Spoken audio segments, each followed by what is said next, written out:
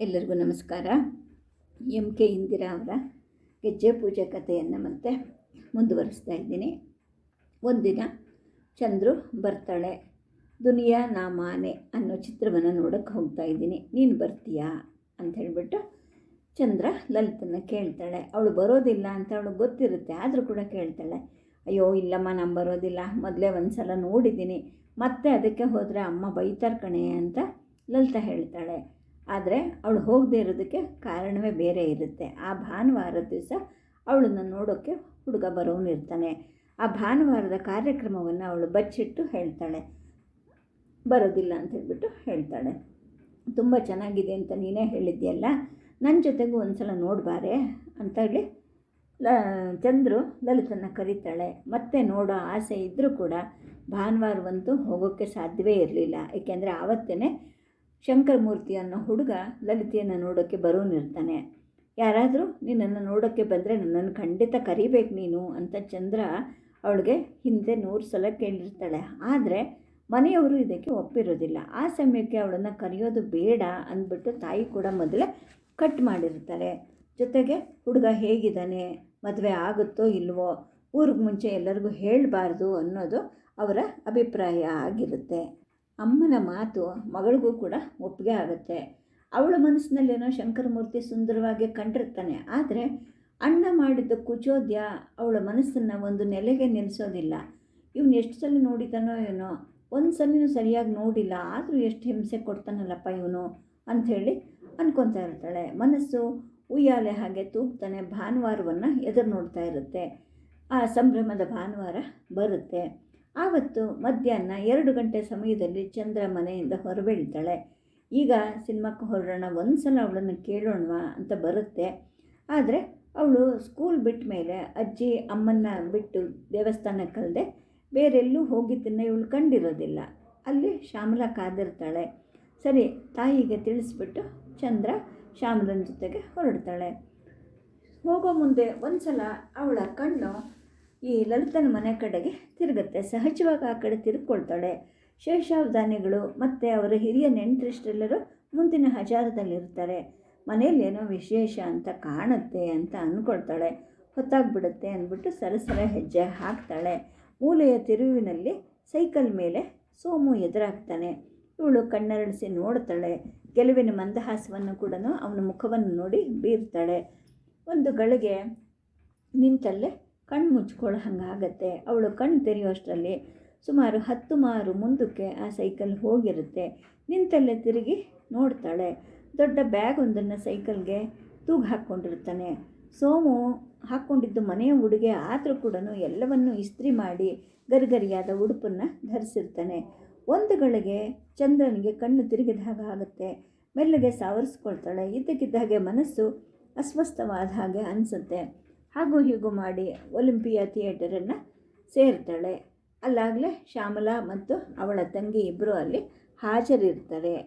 ಶ್ಯಾಮಲಾ ಮತ್ತು ಅವಳ ತಂಗಿ ಆಗಲೆಲ್ಲ ಹಾಜರಿರ್ತಾರೆ. ಮುಂದೆ ಯಾವುದೇ ಯೋಚನೆಗೂ ಬಿಡುವಿರೋದಿಲ್ಲ. ಆ ಚಿತ್ರಮಂದಿರದಲ್ಲಿ ಗದ್ದಲದಲ್ಲಿ ಅವಳು ಸೇರ್ಕೊಂಡ್ಬಿಡ್ತಾಳೆ. ಅಲ್ಲಿ ಸಿನಿಮಾದಲ್ಲಿ ನಿರ್ಮಲಾ ಅನ್ನೋ ಒಂದು ಹುಡುಗಿಗೆ ವಧು ಪರೀಕ್ಷೆ ನಡೀತಾ ಇರುತ್ತೆ. ತಕ್ಷಣ ಒಂದು ಸೂಚನೆ ಹೊಳೆಯುತ್ತೆ ಚಂದ್ರನಿಗೆ.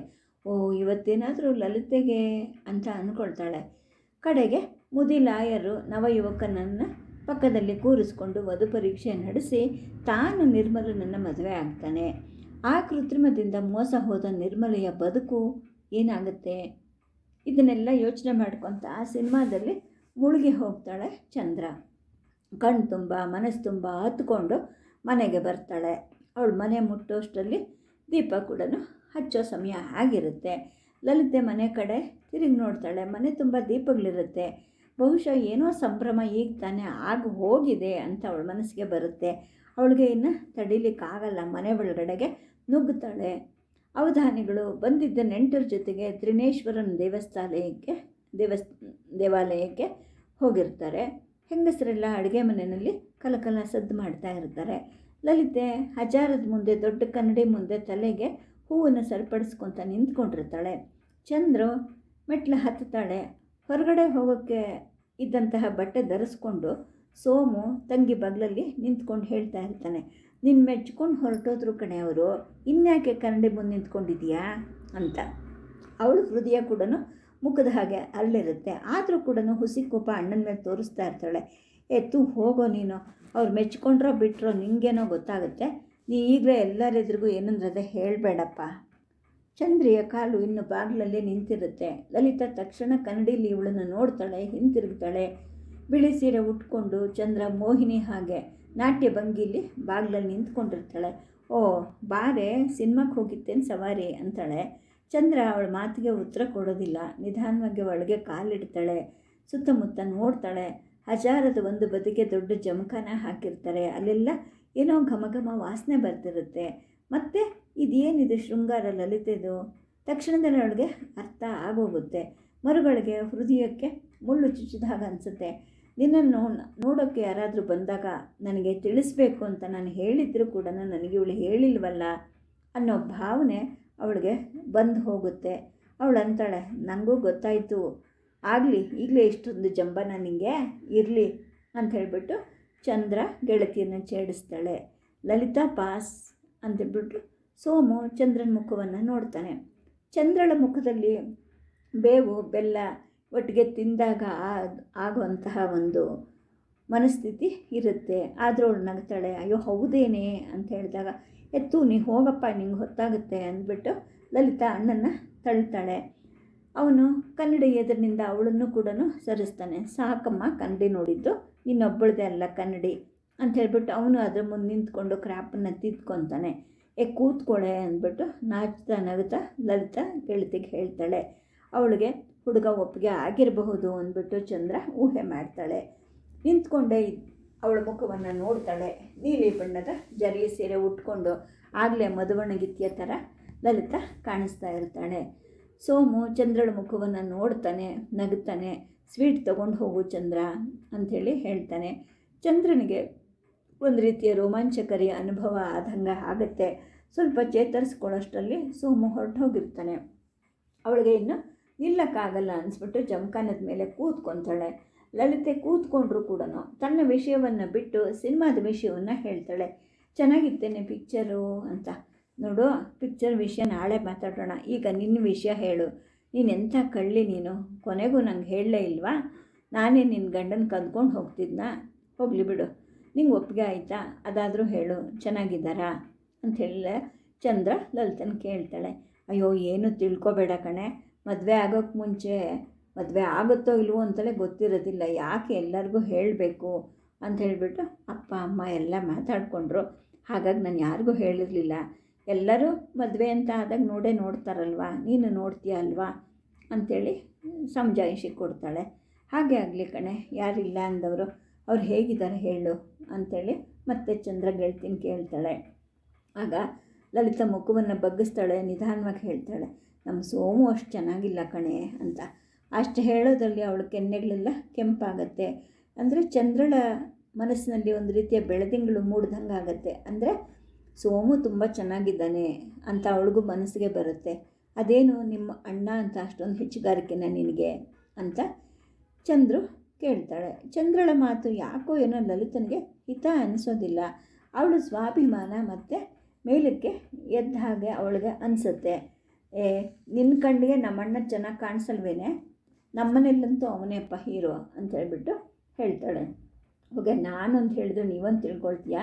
ನಿಮ್ಮ ಅಣ್ಣ ಚೆನ್ನಾಗಿಲ್ಲ ಅಂತಲ್ಲ ನಾನು ಹೇಳಿದ್ದು, ನೀನು ಚೆನ್ನಾಗಿದೆಯಲ್ಲ, ಅದಕ್ಕೆ ಅವ್ರು ಹೇಗಿದ್ದಾರೆ ಅಂತ ಕೇಳಿದೆ ಅಂತ ಚಂದ್ರು ಹೇಳ್ತಾಳೆ. ಸುಮಾರಾಗಿದ್ದಾರೆ ಕಣೆ, ಆದರೆ ಒಂದು ವಿಷಯ ಅಮ್ಮ, ನೀನು ಈಗಲೇ ಯಾರ ಹತ್ರ ಹೇಳಬೇಡ. ಏಕೆಂದರೆ ಹೀಗೆ ನೋಡೋದೆಷ್ಟೋ ತಪ್ಪು ಹೋಗೋದೆಷ್ಟೋ ಗೊತ್ತಿಲ್ಲ, ಮದುವೆ ಆಗೋವರೆಗೂ ಗ್ಯಾರಂಟಿ ಇರೋದಿಲ್ಲ ಅಂತ ಹೇಳಿಬಿಟ್ಟು ಲಲಿತಾ ಚಂದ್ರಂಗೆ ಹೇಳ್ತಾಳೆ. ಇಲ್ಲ ಮಾರಾಯ್ತಿ, ನಾನು ನಮ್ಮನೆಯಲ್ಲೂ ಹೇಳೋದಿಲ್ಲಮ್ಮ, ಸರಿನಾ? ಆದರೆ ನನ್ನ ಹತ್ರ ಗುಟ್ಟು ಹಾಗೆ ಹೇಳು, ನಾನು ಯಾರಿಗೂ ಹೇಳಲ್ಲ. ಅವ್ರು ನಿಂಗೆ ಒಪ್ಪಿಗೆ ಆಗಿದ್ದಾರಾ ಅಂಥೇಳಿ ಮತ್ತೆ ಕೇಳ್ತಾಳೆ. ನೀನು ಏನೇ ಒಳ್ಳೆ ಹಿಂಗೆ ಹೇಳ್ತಿದ್ಯಾ, ನೀನು ಒಂದು ಮಾತನ್ನೇ ಪದೇ ಪದೇ ಕೇಳ್ತಾ ಇದೀಯಮ್ಮ ಅಂತ ಹೇಳಿಬಿಟ್ಟು ಮತ್ತೆ ಲಲಿತಾ ಹೇಳಿದಾಗ, ಆಯಿತು ಹಾಗೆ ಅನ್ಕೋ, ಈಗ ಹೇಳಿಬಿಡು ಒಂದೇ ಒಂದು ಸಲ, ನಿಂಗೆ ಅವ್ರು ಇಷ್ಟ ಆದ್ರಾ ಅಂತ ಹೇಳಿಬಿಟ್ಟು ಚಂದ್ರ ಮತ್ತೆ ಕೇಳ್ತಾಳೆ. ಆಗ ಲಲಿತಾ ಹೇಳ್ತಾಳೆ, ನೋಡು, ನಮ್ಮ ಜನದ ವಿಚಿತ್ರ ನಿಂಗೆ ಗೊತ್ತಿಲ್ಲ. ಒಂದು ಪಕ್ಷ ನಾ ಏನೋ ಒಪ್ಕೊಂಡೆ ಅಂತ ಇಟ್ಕೋ, ತಕ್ಷಣ ಮದುವೆ ಏನೂ ಆಗೋದಿಲ್ಲ. ಮೊದಲು ಹುಡುಗನ ಒಪ್ಪಿಗೆ ಮುಖ್ಯ ಆಗುತ್ತೆ. ಆಮೇಲೆ ನಮ್ಮನೆಯವ್ರೆಲ್ರಿಗೂ ಒಪ್ಪಿಗೆ ಆಗಬೇಕು, ಆಮೇಲೆ ಮದುವೆ. ಮಹಾರೇಜ್ಗೆ ಈ ಮದುವೆ ಅನ್ನೋದು. ಜಾತಕ ಪಾತಕ ಕುಲ ಗೋತ್ರ ಮಸಿ ಅಂದ್ಬಿಟ್ಟು 28 ರಗಳೆ ಎಲ್ಲ ಮುಗಿದು ಕೊನೆಗೆ ಹೆಣ್ಣು ನೋಡೋ ಶಾಸ್ತ್ರ. ಈ ಕೊನೆಯ ಕರ್ಮಕಾಂಡ ಗೆದ್ದರೆ ಮದುವೆ ಆಗೋದು.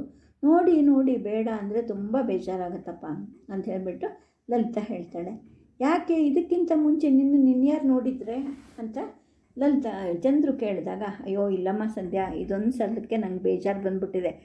ಇದೆಲ್ಲ ಚೆನ್ನಾಗಿರೋದಿಲ್ಲಪ್ಪ, ಹಿಂದಿನ ಕಾಲದಲ್ಲಿ ಇದೆಲ್ಲ ಇರಲಿಲ್ವಂತೆ, ನಮ್ಮ ಅಜ್ಜಿ ಹೇಳ್ತಿರ್ತಾರೆ ಅಂಥೇಳಿ ಲಲಿತಾ ಹೇಳ್ತಾಳೆ. ಅಷ್ಟೊತ್ತಿಗೆ ಅಜ್ಜಿನೇ ಬರ್ತಾರೆ. ಏನಮ್ಮ ನಿಮ್ಮ ಅಜ್ಜಿ ಹೇಳಿದ್ದು ಅಂಥೇಳಿ ಕೇಳಿದಾಗ ಚಂದ್ರ ಹೇಳ್ತಾಳೆ, ನೋಡಿ ಅಜ್ಜಿ, ಇವಳು ನನಗೆ ಹೇಳ್ದೇನೆ ಗಂಡನ ಗೊತ್ತು ಮಾಡ್ಕೊಂಬಿಟ್ಲು ಅಂತ ಹೇಳಿದಾಗ, ನೀನು ಯಾವಾಗ ಬಂದಿಯಮ್ಮ, ಈಗ ಬಂದಿಯೇನು ಅಂತ ಹೇಳ್ಬಿಟ್ಟು ಗುಂಡಮ್ಮ ಕೇಳಿದಾಗ, ಹೌದು ಅಜ್ಜಿ, ನನಗೆ ಇವಳು ಹೇಳಲೇ ಇಲ್ಲ, ನಾನು ಸಿನಿಮಾಕ್ಕೆ ಹೋಗಿದ್ದೆ. ಹೇಗಿದ್ದಾರೆ ಅಜ್ಜಿ, ಲಲಿತನ ಮದುವೆ ಮಾಡ್ಕೊಳ್ಳೋರು, ಇವ್ರು ಹೇಳೋದೇ ಇಲ್ಲ, ನೀವೇ ಹೇಳಿ ಅಂಥೇಳಿ ಮತ್ತೆ ಅಜ್ಜಿನ ಕೇಳ್ತಾಳೆ. ಅಯ್ಯೋ ಬಂಗಾರದ ಹಾಗಿದ್ದಾನೆ ಕಣಮ್ಮ, ನಿನ್ನ ಬಿಟ್ಟು ಅವಳು ಮದುವೆ ಮಾಡ್ಕೊತಾಳೇನೆ, ಹೋಗು ಲಲಿತಾ, ಚಂದ್ರಿಗೆ ತಿಂಡಿ ತಂದುಕೊಡು, ಸುಮ್ಮನೆ ಅವಳು ಮುಂದೆ ಕೂತಿದೆಯಲ್ಲ ಅಂಥೇಳಿ ಹೇಳಿದಾಗ ಲಲಿತಾ ಇದೇ ಸಮಯಕ್ಕೆ ಕಾಯ್ತಿದ್ಲೇನೋ ಅನ್ನೋ ಹಾಗೆ ಎದ್ದು ಹೋಗ್ತಾಳೆ. ಸಿಹಿಯಾದ ಸಜ್ಜಿಗೆ, ಉಪ್ಪಿಟ್ಟು, ಖಾರ, ಬೂಂದಿ, ಹಣ್ಣು, ಹಂಪಲು ಎಲ್ಲವನ್ನು ಗೆಳತಿಗೆ ಅಂತ ತಂದು ಕೊಡ್ತಾಳೆ. ಅವಳೆಲ್ಲವನ್ನು ತಿಂತಾಳೆ.